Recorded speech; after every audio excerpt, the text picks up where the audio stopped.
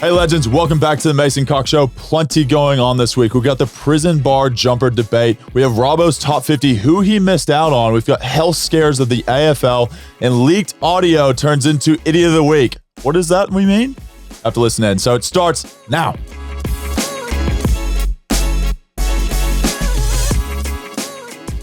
All right, let's get into it. There is plenty on, but without further ado, I introduce the man, the myth, the legend. That is Brady Cox. Welcome. We did Jar last week, yeah, but we've got a different Idiot of the Week, and it was hard to track him down because you could give it to a plethora of people out at St Kilda, but they rolled the IT man under the bus, so I think I'm going to do the same. Name and shame. The leaked audio from the St Kilda's coach's box, Ross Lyon saying some, what do you say, fruity language. That was a great way to put it. Yeah, it's definitely a great way to put it because, yeah, she would have been fruity. But they've blamed the IT guy for putting the audio on the behind the goals vision. So the coach's box audio is out there, floating around in the earth. Would you be a bit scared if you were the coach? Oh, I'd be shitting myself. No.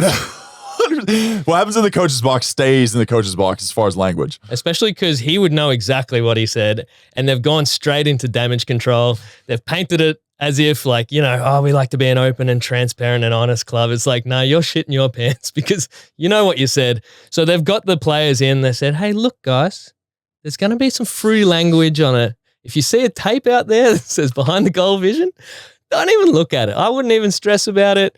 I said some, you know, some naughty words. Fruity language and naughty words. It's a rough start. Whoever that was is having a rough week. And I hope they still have a job because the way it works is the vision actually gets uploaded to a server. The server, every club has access to that server. So I would have been able to go up into the club, look up that game to see edits on whoever it is that's playing for St. Kilda. And that language would have been the audio to it. And you would have been able to record the whole thing. But the great thing for St. Kilda is I don't think it's really gone out there publicly yet. Yeah. I haven't really heard it anywhere. So Ross has maybe dodged a bullet here. And that's why I think it's a bit of a self-report with the whole like open, honest transparency thing. Because you probably could have laid a bit low and got away with it. But I think we've all been in a situation similar to this where you get an email or a text going like, oh, did you do something? And then there was one moment I remember very vividly in my career, working at Collingwood, where I made the back page of the Herald Sun. Oh, here we go. Great, proud moment for the Cox family. Yeah. It was the moment that Adam Treloar's video on him signing the Collingwood contract got leaked, and he hadn't signed the contract yet. Wink, wink to those listening.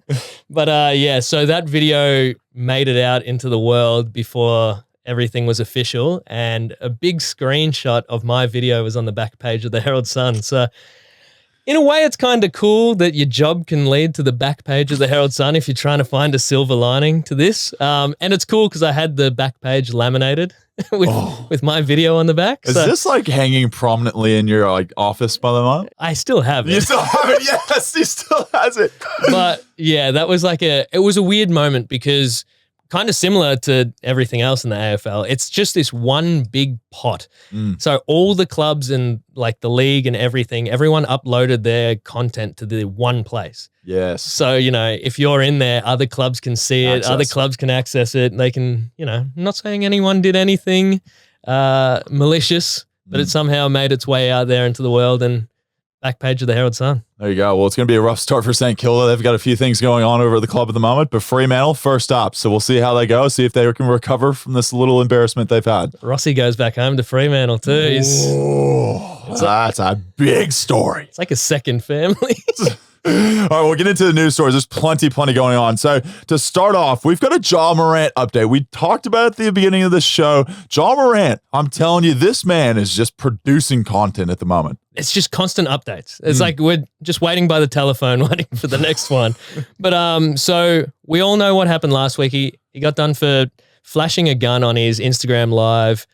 He was assaulting a teenage 17-year-old, a teenage boy at his house. But yeah, everyone started putting two and two together and stuff. And it's like, well, how did he get his gun to the strip club? Arised. Why was he at the strip? That's not even really a question. Why was he at a strip club? You know, it's just a thing over there. He's an NBA player. It's where they hang out. So people have just been looking into more and more stuff. There's photos that came out in the New York Times of him getting a lap dance. You know, that's fine. But there's like $50,000 in just bills spread out all across this floor. They got this screenshot of it. And there's not a centimeter square of floor space that doesn't have money on it. And a couple of employees from the strip club, what was it? Shotgun Willie's. Shotgun Willie's. Hey, that made it rain, baby. So he's gone to the strip club at Shotgun Willie's and they reckon he's dropped $50,000 in tips alone.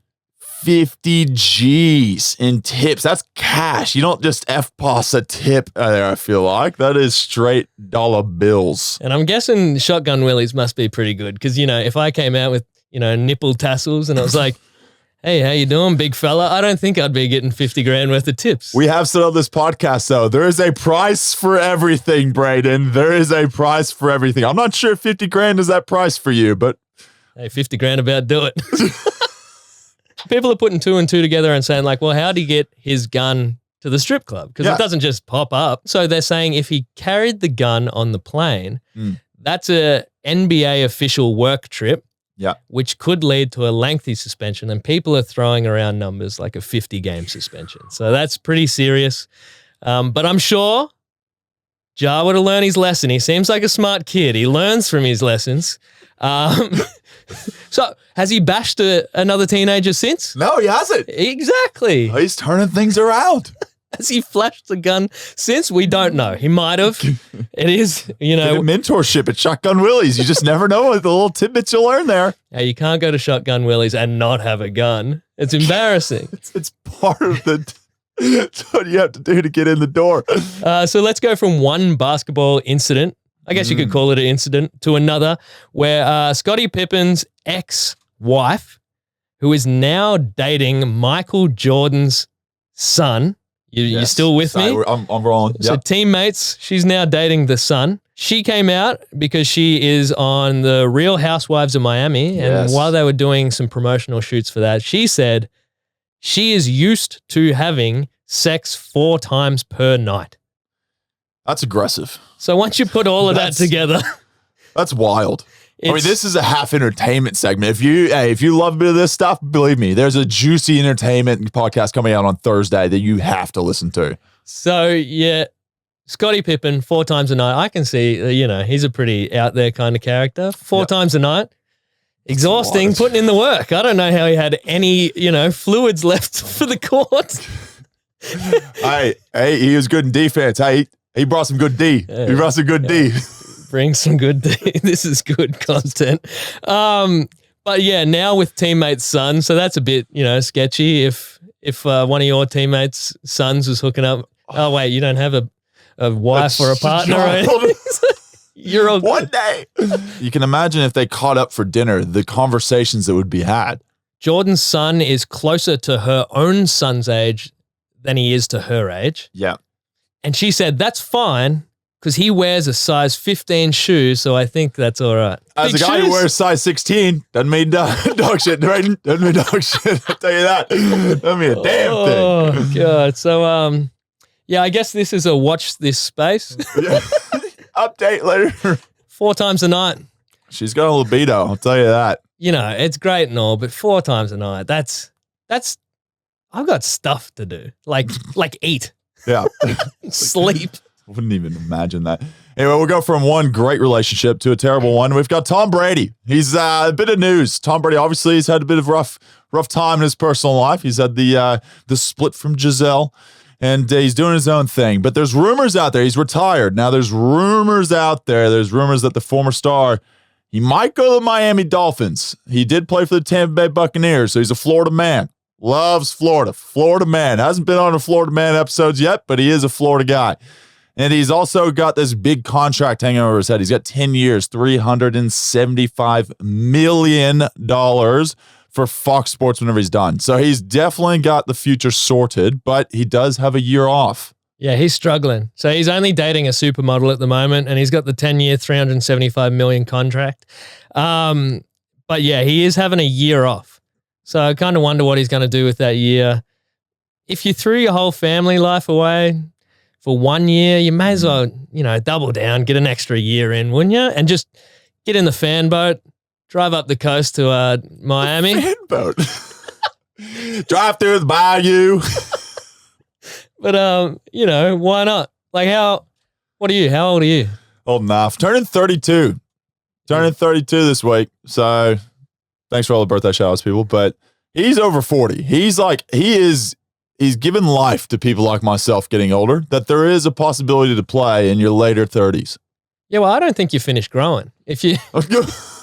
There's a chance. Got a few more inches in me. Hey, we talked about it last week. You got to keep growing because they're catching you. So. Oh, they are. I know. Hey, man, I don't know. I forget his name already, but that guy, I'm telling you, once you finish up basketball, you stay in basketball, all right? Don't be coming to the AFL trying to be one of the tall fellas in the league. And I think it's about time we transition over to AFL because that's where we do our best work. Oof, and yes. and your club, your little small battling club, Collingwood, never in the news, but it is in the news this week.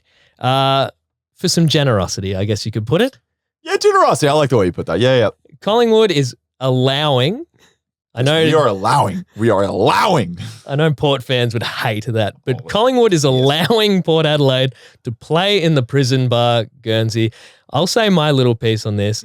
I don't think anyone gives a fuck, but there is two teams in the league. I know one guy that definitely does care about this. Port's allowed to wear their prison bar jumper in the showdown against Adelaide in round 3 because Collingwood's allowed them to do so. Yes. Of course, Port entered the AFL in 97, but was prevented to wear the prison bar jumper by Collingwood because it was too similar. So you did mention a great friend of the podcast, Eddie Maguire, who's been fighting this for years. Decades. This man's been, you think Eddie Maguire, the number one thing you think, prison bar jumper. Hey, we're not giving an inch. Port Adelaide gets stopped. That's what we're thinking, right? Now, Craig Kelly comes in, CEO, he goes, first thing he does, Port Adelaide, hey, prison bar jumper, we'll let you wear it. The showdown. That's it, though. One game. And give them an inch. Game. They take a mile, and that's what I'm thinking, too.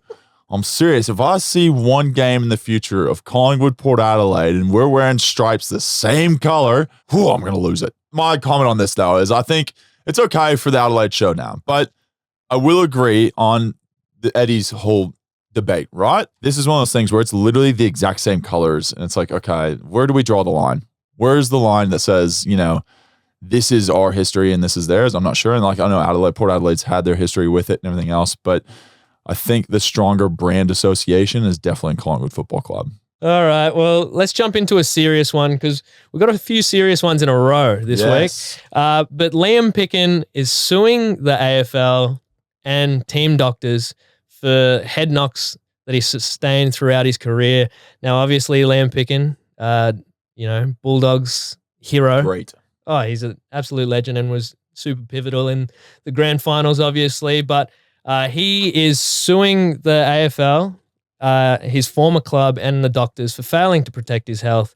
And he's filed Supreme Court writ against the AFL club and doctors, as they've, in his opinion, they've all failed their duty of care to protect him from brain injuries. And of course, back in 2020, he said that he was going to donate his brain to science upon his death to aid future research into concussion. It's going to be a very, very long, drawn-out process, but hopefully we just get to the right result in the end and protect players moving forward. And I think things like this will, there's a lot of people saying, like, in the league that it's like, the head's sacrosanct, we've got to protect the head. But then there is grey areas where it's like, there'll be incidents each week that come out and it's like, are you really doing the absolute most that you can? Even something that is like as loved as the specky, getting kneed in the back of the skull, and everyone knows like contact to the back of the head is even worse. So yeah, it's like, how serious do we want to get with this? And I guess something like this with Liam Picken is going to be a watch and see, and it's a landmark case for like head injuries in sport. It's one of the first ones, I guess, that's come around since the IFL had the admittance of them failing their kind of concussion protocol, research protocol kind of project that they had. So this would be really interesting from that perspective. Obviously, we don't know the details yet, probably until the actual case goes through. It's interesting. This is, I mean, AFL concussions, there's always been links. NFL concussions, there's always been links and stuff like that. But one of the hardest things I think, and we talk about him wanting to donate his brain to science, is it's tough to really know the answers until you can actually take a sliver of someone's brain. You obviously can't do that until they've unfortunately passed away. So I don't know how you can, I guess, like kind of go through the process or what I guess the legal system processes are around concussion with, lawsuits around this. But I think it'd probably be more of lack of, duty of care from a doctor after given certain, statements from him saying he's suffering from, whether it be like brightness of lights and things like that, and them ignoring that and still letting him play. So I don't really know the details. I can't speak on the details, neither can you. But once this case comes out, I think it'll be extremely important for the way concussions are handled in the future and who is liable. This is a big thing that will probably come out of this court case whenever it's finished. And it'll all come to a head eventually. It's things like this that keep it progressing forward, like Tuck, Frawley donating their brains to science, Pickin. These guys are doing the most that they can to progress the conversation, so it doesn't happen to anyone else, because it's not good for anyone. And hopefully things change in the future and we get a safer sport out of it. Yeah, it's an interesting one. To be honest, I look at what Pickin's doing. Like, I would 100% donate my brain, post passing away. Like, I'm already an organ donor, and I think it's important for other people if you can be able to give back to someone else and help someone else live because of an unfortunate passing of yourself, then why not? But I think it's important. Like, I haven't had too many concussions in my career, which has been great. And growing up, had a few head knocks and stuff that I probably didn't tell anyone about. And I'd be so interested. Well, I mean, obviously I'll be passed away, so I won't know. But like, I would think it'd be so important for the future of society and future of sport to have people's brains, actually given to science and see kind of where the concussion symptoms might be and what might be, from that or from other things in life. Who knows? And yeah, I mean, that's going to make a massive difference moving forward. And it really is this generation of athletes coming through that are the ones that have the ability to do that. So yeah, it is very interesting. And I guess we will watch this space. Now, someone that we've both worked with across our career, Dale Tapping, has unfortunately been diagnosed with myeloma, which is a type of blood cancer that'll see him undergo weekly treatment to fight the disease. Essendon saying that Taps is wanting to continue working throughout his treatment. So that's extremely unfortunate, and wish Taps nothing but the best in his recovery from the disease. He's one of the greatest men in football. Like, seriously, I've met a lot of coaches through my years, and not many people have the impact that Dale Tapping has. And he's moved around. He's been up in Brisbane. He's come back down to Essendon, and he's a person that's always had a soft spot for myself. Like, I think there's people that kind of change your career in such a positive direction and everything, and Dale's definitely been one of those. And I've got so much love for the man, his family. He's got kids and a wife, and beautiful family. And he's one of those people, I think you ask anyone in the football world and they always have something positive and something beautiful to say about the man. So pretty heartbreaking, to be honest. But we wish him the best. And he's a very strong-willed man, and I've got full 100% certainty that he's going to fight this thing head on, and he's going to go well. And he's pretty amazing to say he can just continue coaching while going through the whole process. It's just the type of human he is. He's very unselfish, loves what he does, and myself, I just want to wish him the best and going forward and with recovery.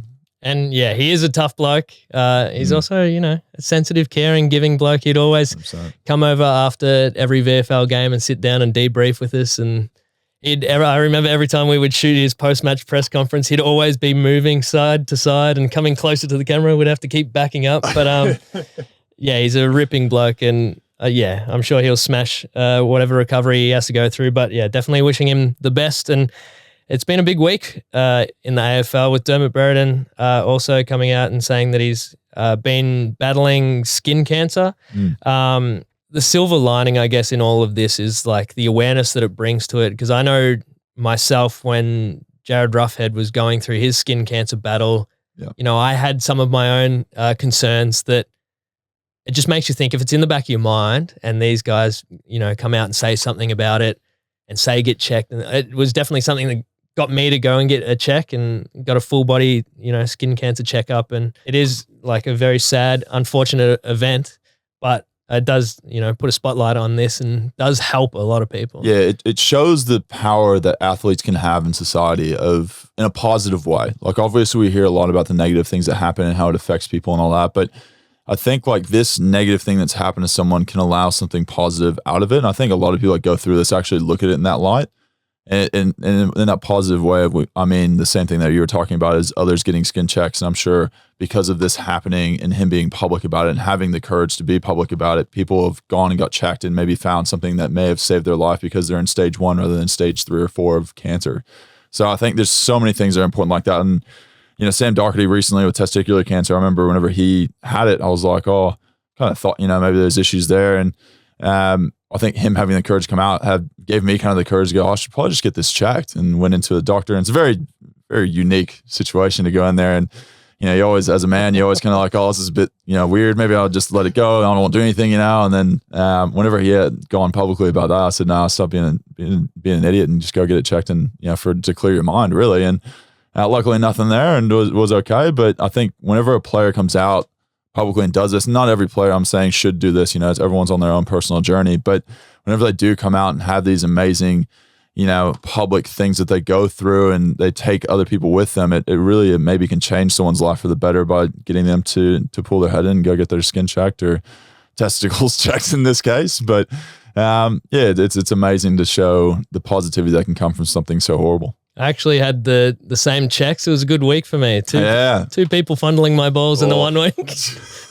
I went to the doctor and he moved me on to the specialist. But yeah, it's a fun little process, isn't it? You get pretty unique. Get on there. I was taking selfies for the boys, and if anyone's listening out there, like, do it. Just do it. Clear your mind, 100%. It's not that bad. It's nowhere near as bad as you're probably thinking or you put in your own mind. It's a pretty funny experience all up. And yeah, I'm getting a skin check next month too. Every year, get one done. It's so important. I think there's no ozone here in Australia, so it's very important. The sun has got some potency to it whenever it comes to here, but especially if you're as pasty as us. Yeah, Derm's a great man. He's given me advice in AFL over my career, and we've had a few coffees over the days, and he's helped me out with my career. So I want to wish him the best too. He's a great man of the football world and a very well known person in the media.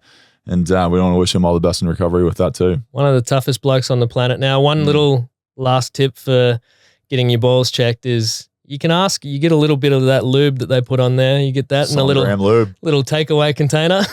Use it at home. It's great. Now, speaking of lube, Robbo's top 50. Now, you've got a couple of teammates in there. I'll list a few of them off here. I don't know if you know this bloke, but Darcy Moore, I think that's how you pronounce it. Came in at 15th. Jordan D. Gooey, 16th. Nick Dacos just pipped his brother Josh, coming in at number 33. Josh actually must have been 51 or 52 because he wasn't on the list. He would not be happy with that. And Bruzzy Braden Maynard, 42, coming in at 42, which is strong. I reckon that's really strong. It's pretty solid. Hard for the defenders to get in there. Hard for the big men to get in there. Now, I was surprised about Nick, not based on his skills and his talents, because he is silky smooth, but, you know, just being new to the game, like at AFL level, it's pretty crazy that he's in there. And at number 33, a lot of talent behind him. Was there anyone that you think was unlucky to miss out? Oh, there's quite a few. Nick, I will say, rising star last year. So, I mean, you got to give him the credit where credit's due. Few people that did miss out. And I must say this. We talk about this man on the pod a lot. Damn it good. Damn it good's going to be damn it great this year. And I'm telling you, Robbo, you're missing him. You don't see him at the moment, but he's coming hard. The damn it good train's going to roll into station and let you know. Anyway, there's another person I think that should be in there from my team, Jack Crisp. Yeah, I think that man, Mr. Reliable, unreal. He's been just underrated his whole career, and I don't know what he has to do to get up in there. Should be in there. Jack Crisp. Next person I've got, Harris Andrews up there at Brisbane. Now, there's not a lot of defenders I feel like in here. Not a lot of tall key backs, you know, don't get a lot of love. Same thing as all the ruckmen. All the talls don't get love because they don't get stats like everyone else does. Harris Andrews, he's making my top 50, I think. He's a hell of a good defender. Another one, I know he was injured last year, but I've got mad love for this man, Brody Grundy. So he will be in there. Yeah. He will be in there by the end of the year, I think, is what I'm getting at. Yeah. These are the people I think top 50 by the end of the year. These are going to be in there. Brody Grundy for sure. But I will say, no love for the ruckman. All these midfielders in here, yeah, they look nice. They get all the stats. Where do they get the stats from? Ruckman giving them the ball. That's where they get their stats from. Start to show some love to the big fellas. So what have they got in there? I see Timmy English. Charlie Curran on Texas Cake, number 1 on Robbo. And then we got Christian Petrarca as 2. Now, I'd say, it's a solid start there. Don't get me wrong. A lot of mids. A lot of mids, though. A lot of mids. Yeah, so in terms of big men, the rucks, I see Timmy English. I see Maxi Gorn.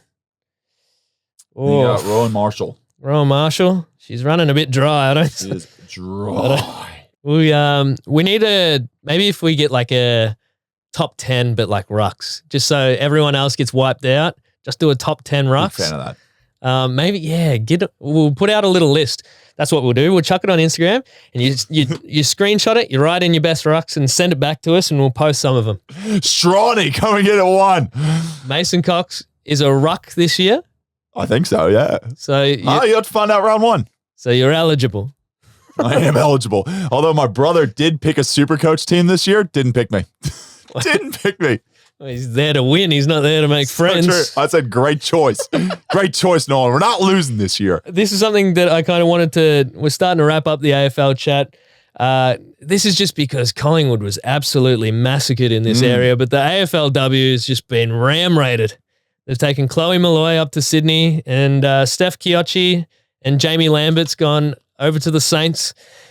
Now, that's a lot of movement, and there's been a lot of big guns moving around the league. Is this just the way that AFLW is going to progress forward? Is it too much movement? Is there not enough movement in the AFL? Men's competition? Like, how do you see all of this? Well, this is the whole issue I think a lot of people are having with the AFL moving to 18 teams so quickly, is a lot of their top talents getting spread out across the league, not just one team. So to have these 3 stars all at one place is going to be very rare. And I think, like, obviously the longer you have the AFLW, you have more stars in the league, and I think there'll be more on a team. But yeah, it's like you think of Steph. Steph's been the captain for ages. She's been the kind of the image of the club for a long time. So is Chloe. Chloe's been up there as the image for the club a long time. And it's like now you have these marquee players that you've built like your AFLW following around. They're running around with their numbers, or like, kids running around with their numbers, but then they just leave and they go to another club. And it's this whole idea, man. I think that the AFL, AFLW, it's going to get more and more, to a professional level where people are just going to move around and, money's going to be thrown around from person to person and people are going to decide, do I want to live in Sydney for $100,000 more? Probably going to take that, or opportunities at another club. Maybe there's an opportunity with media and Collingwood Football Club. Who knows? And I think that's going to be the way of the future for sure. And I think AFLW, until these kind of talent really gets worked into the women's system, I think there's going to be a lot of movement and there's going to be a lot of players that, there's 1 or 2 players that are extremely good, and then the rest of them are pretty even. And I think there's like going to be a lot of movement between those top players because they realize there's going to be opportunities at different clubs. And that's all it really is, isn't it? You're just following opportunity around because you only have a finite amount of time, like playing AFL, especially in the AFLW with the amount of games that they get per year. It's not many. So you really have to take your opportunities when they pop up. It is hard on clubs though. It's tough on clubs. Because they build, when you advertise your team and you market your team, you build it around the faces of the club. And if they're just, here one year, gone the next, it's so hard to kind of promote and market based off your stars and really build the stars up as the face of your club. So yeah, it's a difficult one early. And I guess it's just another thing that's a teething process for the introduction of this league. There's going to be a few things they're going to have to workshop through, but hopefully, it goes well in the start of the year, and we'll see come later in the year. All right, now we'll move into the MCG. Has had some people trotting all over it. Ed Sheeran concert, 110,000 people. The groundskeepers are pissed, absolutely pissed. Why, you ask? It's not good for the grass. If you got that many people pouncing around, they've ripped up the turf. It's all happening, Braden. It's all going down. Jeez, you've changed your tune. Last week I was saying, oh, but what about the Ed Sheeran concert? And you were like, nah, it'll be all right. Ed Sheeran doesn't have that many fans. It's just 106,000 people standing on the grass. That won't do anything, you said. Well, it's done plenty because it's the biggest turf replacement job since 2014 when they replaced the entire field. 7-figure makeover, which is reportedly going to be funded by the concert promoters. Not coming out of Ed's pocket. It's coming out of the promoters. It's really coming down to the wire because They started replacing it on Wednesday last week. First game is Thursday this week. So they've had 8 days to replace all the grass. Now, if you ask me to replace the little nature strip out the front here, that's taken me 8 days easy. And that's just one roll, I reckon. So, geez, you got a lot of, I think it was 10,000 square foot. And mate, there is pressure on them because I don't know if you remember this with the Super Bowl turf, terrible. And there was so much commentary around it. And if the MCG turf, same thing. Oh, there's going to be that many articles written about this thing. And it's the pressure's on. The pressure is on because they've got 3 or 4 games over this weekend. They're going to be there. And they've got to sit there and make that turf, the hollow ground, look schmick. Best in the business, though, at the MCG. They are the best in the biz. They are the best in the biz. I'd be rolling out the fake grass. Fake grass. Get the little carpet burn going on when you go sliding in for a mark. But they got to try something because they've only got, a couple of days left before the first bounce, round 1. No idea how to grow a Bermuda for grass fast, but they'll figure it out. I'm sure about that. No doubt. Wouldn't want to be any bindies. Have you stood on a bindi yet? It's a bindi. Oh, bindi eye. It's like a prickle. Bindi Irwin. No. Named after one, I'm sure. But bindies are these little prickles. They're like got devil horns and it's like 3 horns. If you stepped on one, you would know about it. It's worse than stepping on Lego. Stickers back home. Stickers. Anyway, that's the American terminology of that. But we'll move on. We'll move on to the next thing that's happening on at the MCG we're going to talk about, and that is Friday Night Footy. The Collingwood Magpies play the reigning premiers, the Geelong Cats. Well, I'm glad you know who you're playing round 1 because I asked you who you're playing round 2 and you said Brisbane, which isn't correct. One game at a time. But you got Geelong round 1. I don't really know how to ask the first question outside of, are you pumped? Are you ready to rock? I'm excited. It's going to be a great game. Think how many people are going to be there. I mean, were we talking 80, 90,000 people?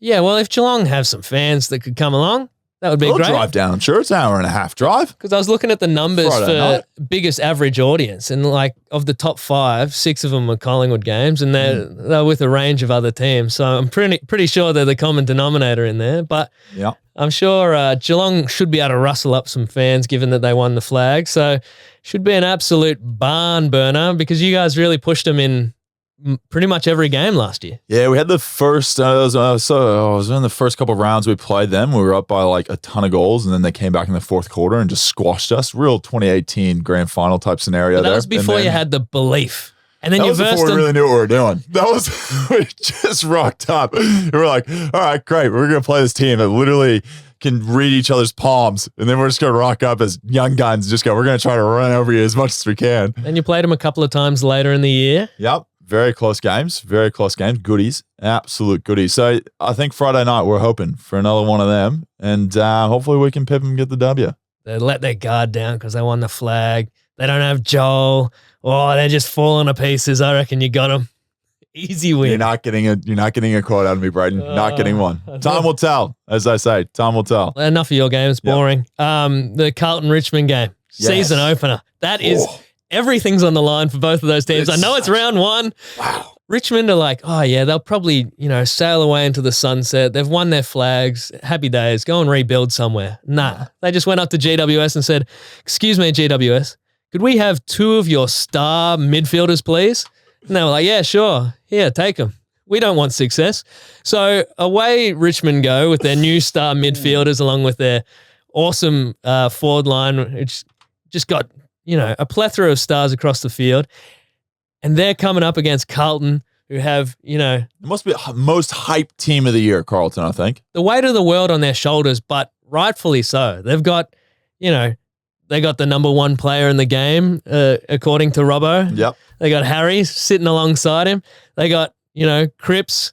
They don't have Walsh because he's injured, but they'll get him back. They got Wiedering. They got 2 running halfbacks. They got, they've got, even their secondary midfielders are like stars. So they've got enough stars in there that they should be really making a tilt at it this year. I've got them making the 8 this year, maybe even making top 4. Yeah, but I think that's fair, isn't it? I know from Collingwood's standpoint, people are like, you're supposed to hate Carlton, but I've got huge belief that team's going to go really well this year. They should have gone really well last year. That's the problem. They had the same team, and they've had years under their belt. That's the problem. You got the guy win the Brownlow, but They missed the finals. He did win the midfielders award. But why they missed the final? Why did they miss the finals? Wasn't there something that happened in the last game or something? Maybe we'll ask Jamie Elliott one of these days. Bang, bang. Anyway, all right. Well, that's pretty much it, man. Oh, no, we've got some news coming in. The fax machine has gone off. We have some big news. What is it? Wait on, I'll just pick her up. It says that a young whippersnapper named Bruce McAvaney will be entering the AFL Hall of Fame.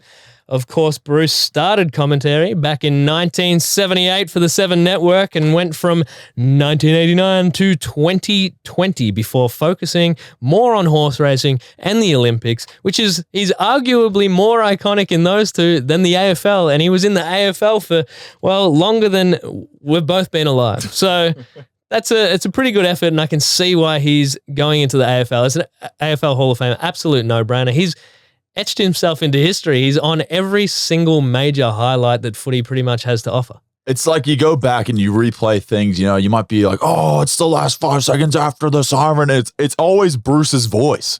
That's the one you think of, you know? It's like Morgan Freeman from video, like from movies and stuff. It's like you think Bruce McAvaney whenever you think sports. 101. And I'm so stoked for him to get into the AFL Hall of Fame. Should have been in there years ago. I've got one. Years ago. Do you have a favorite moment? Now, I'll stall for you if you don't have one, because I've got one right up front of mine, and I was actually at the game. 2012 grand final. Yeah. Sydney versus Hawthorn. And it was Lewis Jetta taking off down the wing and Cyril in hot pursuit. Oh. And the Usain Bolt wouldn't catch him now. He's got some iconic liners in there. I think he loves his horses too. So I don't know if there's a Hall of Fame for horse racing and Olympic coverage, but you best believe Bruce McAvaney's going to be up there. There's no doubt about that. It's very special what he's been able to achieve in football. One of the great men of AFL. Well, I was going to say, in your short time, do you know a better announcer? But I'd have to open it up to every announcer. Maybe like a John Madden. John Madden, yes. Very up there. Tony Romo, I think, is going to be the next Bruce McAvaney. What about Tom Brady? Tom Brady, he's got 10 years to figure it out. He got 10 years and over $300 million to sort that out. I don't know. He's been good at everything else. You best believe Brian Taylor is going to be the next up there as far as a sports broadcaster. I'm all for it. Oh, boy. I'm on the BT train. Shoot. Wowee. Wowee. That's got to be it for this episode, doesn't it? That's it, ladies and gentlemen. Thank you so much for listening in. We've got the entertainment podcast coming out on Thursday, so check that out. But seriously, thanks so much. Have an amazing day ahead of you. And thanks so much for tuning in. Peace. See ya.